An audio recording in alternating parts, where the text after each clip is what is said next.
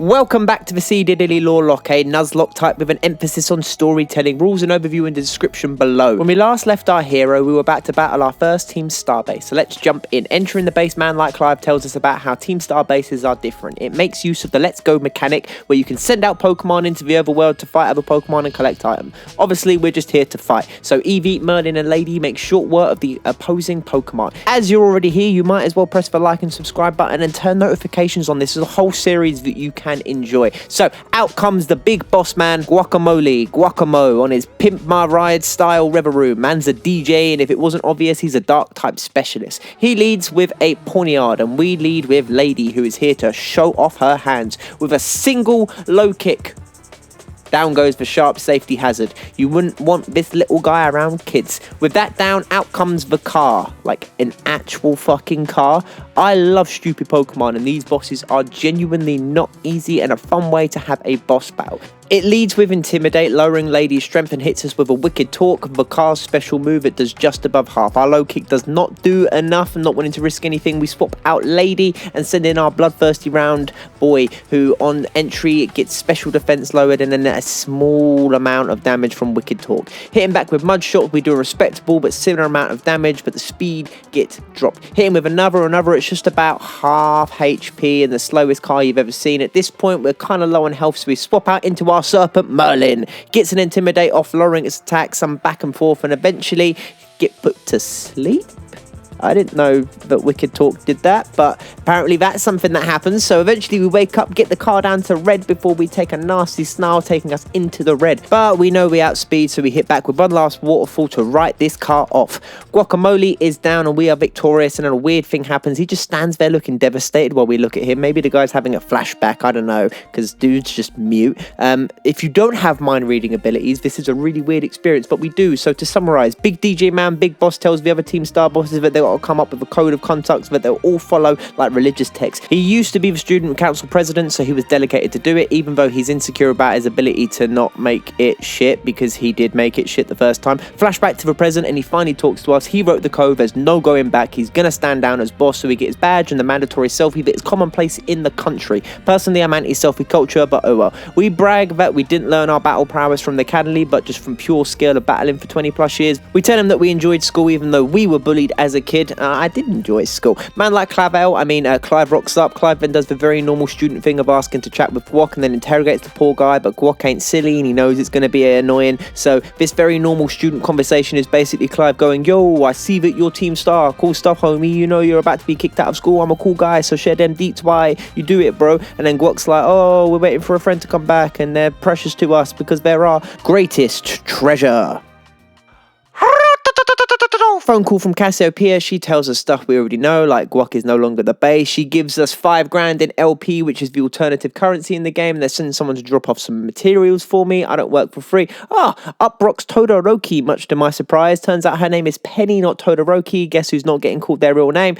Back on the other side of the country in Levencia, we are here to challenge gym number 3, and as we're exploring the city, we overhear that a Tyranitar corpse has been found nearby up the river. Low-key kind of brutal, but that means that there's probably a motherless baby nearby. And on the way there, Billy evolves. Billy turns into a big boy, and we are so proud of him entering his final unbelievably cool form of Houndoom. We're proud of you, buddy, and all that you've done since you joined us. So we reach the location of the dead Tyranitar, and we see a baby Larvitar asleep with tears in its eyes. We send out Merlin so that they can have a chat and explain that I can and want to help look after him, and that I can keep him safe. We throw our Pokeball and welcome Larry to the team. I promise to take care of him and ensure that he doesn't end up in the same way as his poor mother.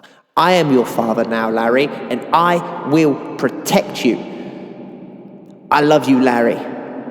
I will look after you. I promise you will survive this run.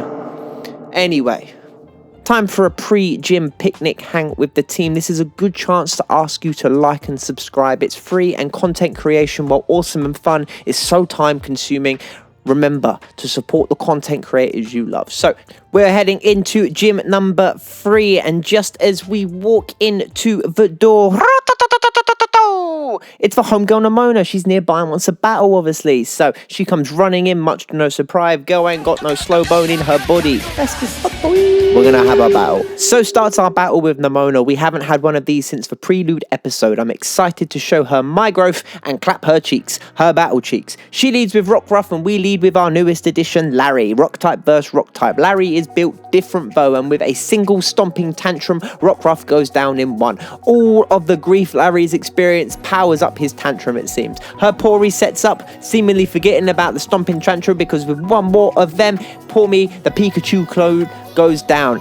Out comes her teenage ugly duck, so we stop into our own teenage cat. She terrors the ugly duck, making its water type move stronger, and Eevee then holds ground, stares directly in the face, and unflinchingly takes the water pulse in the face. Maybe a silly move because now we are confused, but our guy is strong. We terror ourselves and become extra grassy. We put on our little hat and then with a singular seed bomb, smash the duck's hat and knock it into next week. All for a confusion, may I add. Nemona then gasses me up like a good homie does. Remember to gas up the people that you love and have in your life. Like me, you can gas me up right now by pressing the subscribe button. Or you can do it to gas up Watson, who is evolving into a bigger bird, Killer Wattrel, a B-Tech Zapdos, but still unbelievably cool. Big fan. Nemona keeps her foot on the accelerator, giving me gas. Girl, I promise you I will become champion and fight our hearts out. Now, it's time for gym challenge number 3. Iona is a streamer as well as a gym leader, so we got to help her make content. It's a fair trade. She gives us content and we give her content. From one content creator to another, we're doing a collab. So here I am on stream doing bits for Iona. I got to find, weirdly enough, director Clavel? I don't know what his name is anymore at this point. He's always got a different moniker.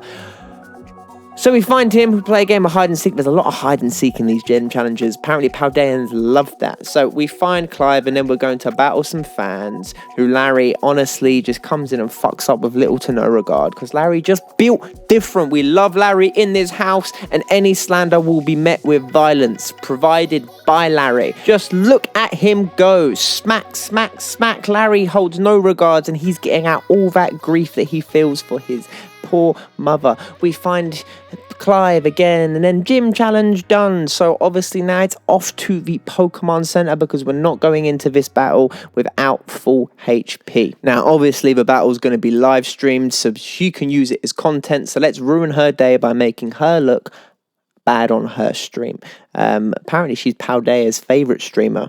Hello, hola, hi, it's time for the Iona Zone, everybody. It's Magnemite time, or whatever her saying is. Anyway, we lead with Whoop-de-doo, who sets up a layer of toxic spikes to chip down her team. And then we're going to put down another layer to ensure that we get the toxic, not just the poison.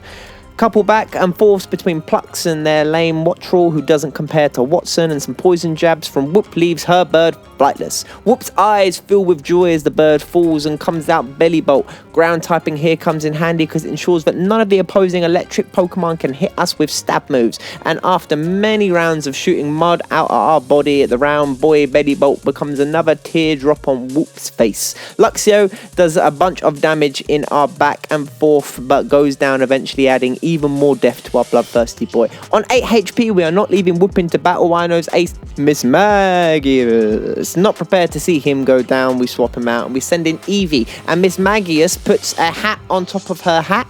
Is it a hat or is it part of her body? If you poked the hat part, would they feel it, or is it just like clothing? I don't understand how its body works. Anyway, we take a hex comfortably. We're confused. Eevee has a head on her shoulders though, so she hits herself the first time. But she's smart. Eevee's a smart cat. We take another hex. We're on 2 HP, and we're gonna hit this time. And then we don't do that. She knocks herself out.